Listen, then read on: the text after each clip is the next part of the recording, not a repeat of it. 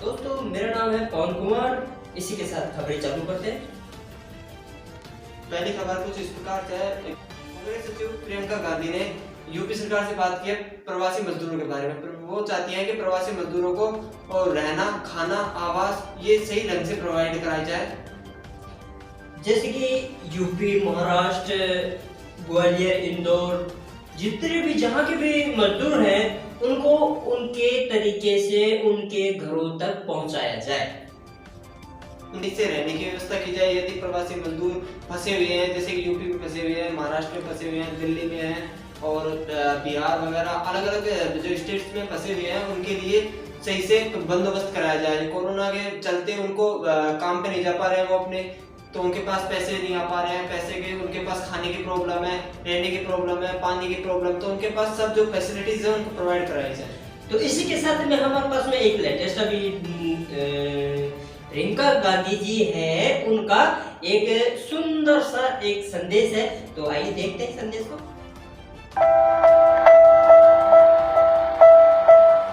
कई दिनों से जो यूपी के प्रवासी मजदूर अलग अलग प्रदेशों में फंसे हुए हैं उनसे मैं बात कर रही हूँ। मैंने राजस्थान में, दिल्ली में, सूरत में, इंदौर में, भोपाल में, मुंबई और अन्य प्रदेशों में फंसे हुए लोगों से बात की। उनकी सबसे बड़ी समस्या क्या है? मजदूरी करने के लिए ये लोग बड़े बड़े शहरों में गए, लॉकडाउन हुआ, मजदूरी बंद हो गई, आगे चलते चलते राशन भी खत्म हो गया। अब 6-6 लोग, 8-8 लोग एक कमरे में बंद हैं, बाहर निकल नहीं पा रहे, राशन मिल नहीं रहा है, बहुत ही घबराए हुए हैं, डरे हुए हैं और किसी भी तरह से घर जाना चाहते हैं। और हम इनको दोषी ठहरा नहीं सकते कि आप घर जाना चाहते हैं। हम और आप भी तो अपने परिवारों के साथ रहना चाहते हैं। हमें इनकी समस्या को हल करने का तरीका ढूंढना चाहिए। इस सबकी जिम्मेदारी मेरी है, आपकी है, हर सरकार की है। यूपी के एक एक मजदूर की जिम्मेदारी, चाहे वो कहीं भी हो, किसी भी प्रदेश में हो, किसी भी देश में हो, वो यूपी की सरकार की है। तो हम उनको ऐसे नहीं छोड़ सकते। मैं सरकार को बधाई देना चाहती हूँ कि कोटा से आप छात्रों को घर वापस ले, लेकिन ये मजदूर भी तो आपके हैं, ये भी तो हमारे हैं। इनके भी परिवार त्रस्त है, परेशान है, इनके पास खाने को नहीं और हम घर नहीं ला पा रहे।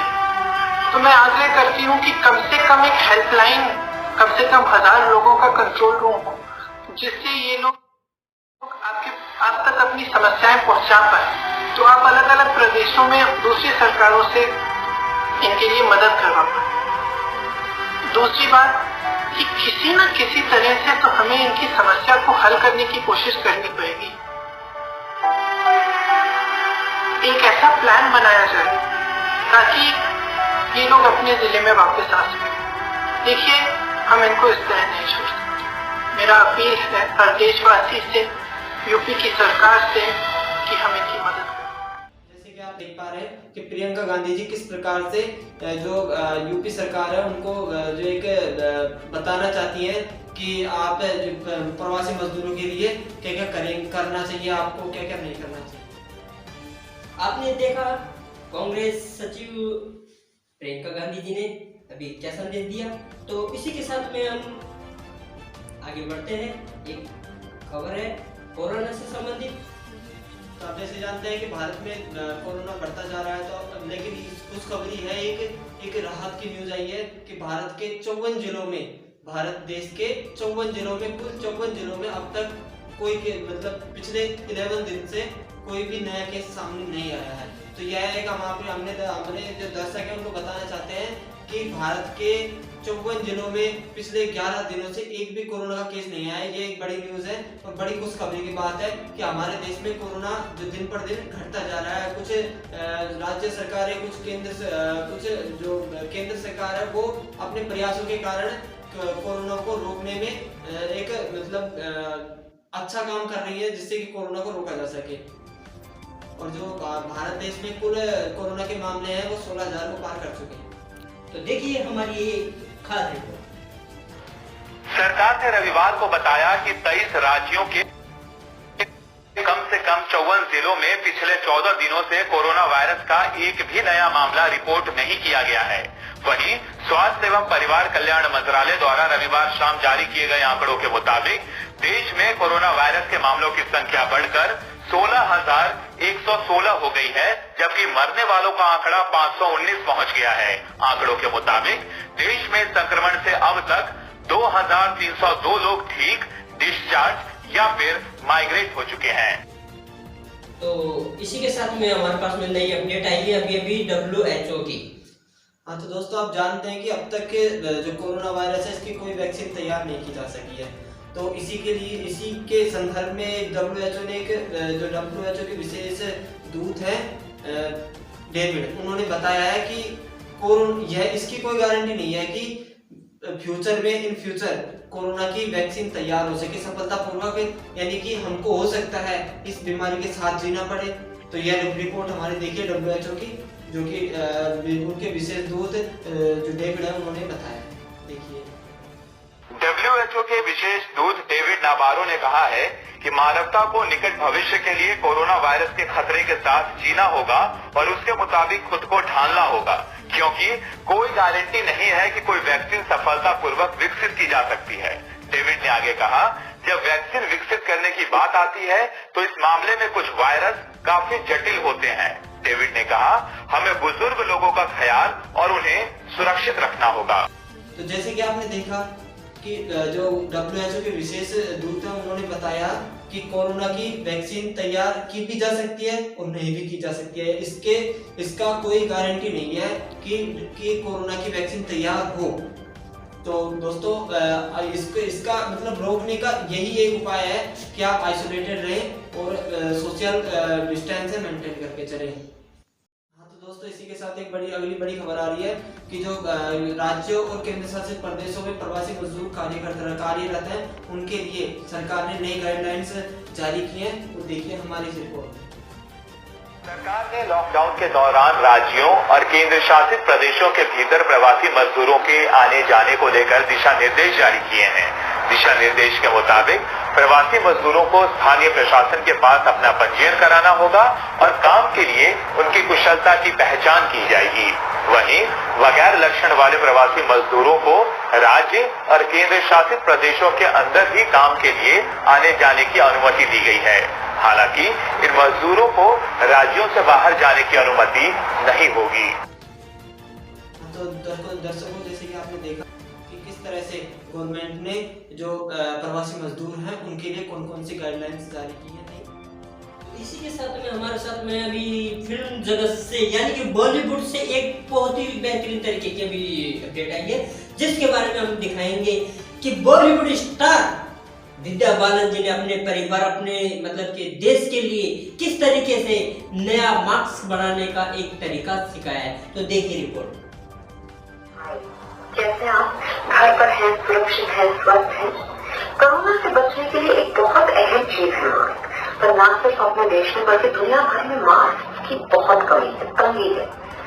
इसका एक बहुत आसान हल है। जैसे हमारे प्रधानमंत्री जी ने कहा कि हम खुद घर पर मास्क बना सकते हैं। कोई भी कपड़ा ले लीजिए, चाहे वो दुपट्टा हो, स्कार्फ हो, पुरानी साड़ी हो। आज मैं ब्लाउज पीस का इस्तेमाल करने वाली हूँ और साथ आपको चाहिए 2 पैंट, सब पैंट भी चलेंगे। अब कपड़े को इस तरह फोल्ड कर लीजिएगा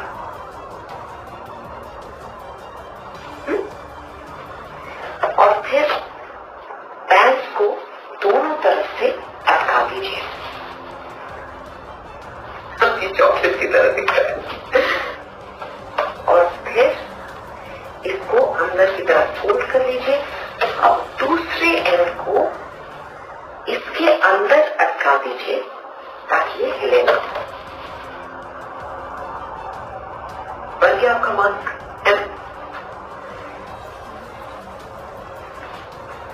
अपना देश अपना मास्क। तो जैसे कि आपने देखा कि विद्या बालन अभिनेत्री जी ने किस तरह से अपने होममेड मास्क बनाया। तो ये एक मोटिवेशनल वीडियो है कि किस तरह से हम जरूरी नहीं है कि मार्केट से लाके मास्क यूज लें या फिर आपने और किसी से बनवा के लिए अपन खुद होममेड मास्क भी यूज ले सकते हैं और घर पर मास्क बनाकर अपने परिवार को व अपने गांव को जो बीमारी है कोरोना चल रहा है उससे सेव कर सकते हैं। तो अगली बड़ी खबर आ रही है महाराष्ट्र से।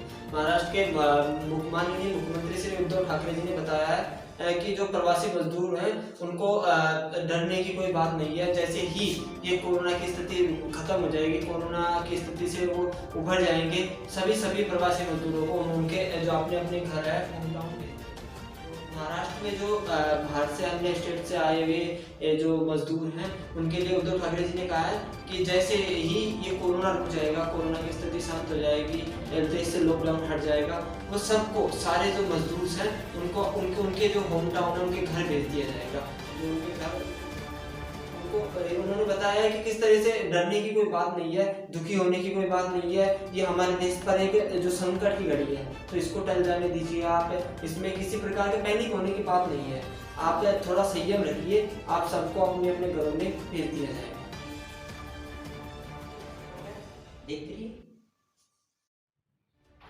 कोरोना वायरस को लेकर लगाए गए लॉकडाउन के कारण महाराष्ट्र में फंसे प्रवासी मजदूरों से मुख्यमंत्री उद्धव ठाकरे ने रविवार को कहा, मैं आपको वचन देता हूं कि जिस दिन ये संकट समाप्त हो जाएगा महाराष्ट्र सरकार आपको घर पहुंचाएगी। सीएम उद्धव ने आगे कहा, मेरा मानना है कि जब भी आप घर जाएं, खुश होकर जाएं, न कि डर कर। सीएम उद्धव के मुताबिक कल से सरकार कुछ वित्तीय गतिविधि शुरू करेगी। अभी लेटेस्ट अभी हमारे पास में अपडेट है तो उसको आपको हम दिखाते हैं। एक जयपुर जो कि गुलाबी नगरी है, जो जाना जाता है देश का सबसे बड़ा राजधानी है, उसको आज कोरोना ने इस कदर मतलब एक गलियां सुनसान कर दी है, इस तरीके से वहां का ट्रैफिक जाम कर दिया है, गलियों में सन्नाटा ही सन्नाटा है। तो जयपुर अपने खुद का जो फीलिंग है वो कैसे बयां कर रहा है, तो आइए जानते हैं इस रिपोर्ट। मैं तुम्हारी माँ हूँ जिसके आंचल तले तुम पड़े हुए हो। मैं तुम्हारा पिता भी हूँ जिसकी छांव तले तुम खड़े हुए हो। तुम्हारी परवरिश, मोहब्बत, नफासत तुम्हारा हमसफर हूँ। तुम्हारे दिलों में बसने वाला मैं गुलाबी नगर हूँ। वो रौनके महफिल, वो चहचहाती सुबह शाम, दुनिया में बिखेरता पधारो हमारे देश का पैगाम। अब मौसम कुछ बदला है, पर अब मौसम कुछ बदला है, न जाने क्या हुआ, सब अपने घरों में बंद है। खामोशियों का शोर है, तन्हाइयां बुलंद है, फिजाएं कह रही है खुद, रुको ये हवा नहीं जहर है। यकीन नहीं होता कि ये वही गुलाबी नगर है। एल्बर्ट हॉल, हवा महल, आमिर किला, चौपड़े सभी खामोश हैं। शामो शहर आबाद रहने वाला जौहरी बाजार, WTP, MI रोड में भी कहां जोश है। न इबादत है मस्जिदों में, न पूजा है मंदिरों में तुम्हारे बिना, न हम तुम्हारे बिना, न तुम हमारे बिना।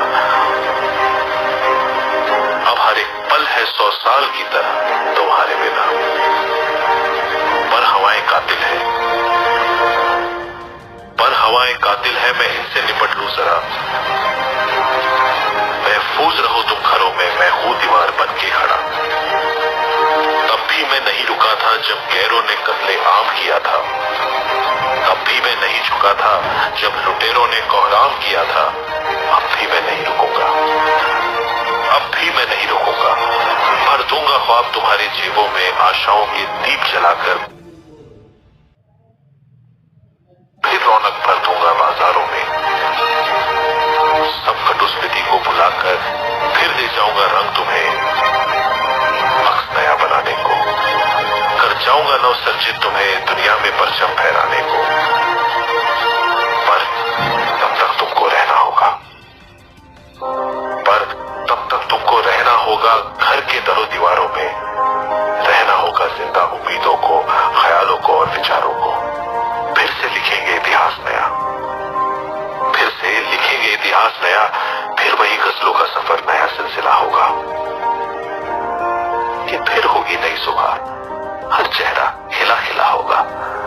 खुशियों की बारिश कर दूंगा, खुशियों की बारिश कर दूंगा। मैं जिंदा दिल खुशनुमा शहर हूँ, मैं गुलाबी नगर हूँ, मैं गुलाबी नगर हूँ। इसी के साथ में हमारा बुलेटिन समाप्त होता है। हमें इजाजत दीजिए और देखते रहिए BRP और लेटेस्ट खबर के साथ अपडेट।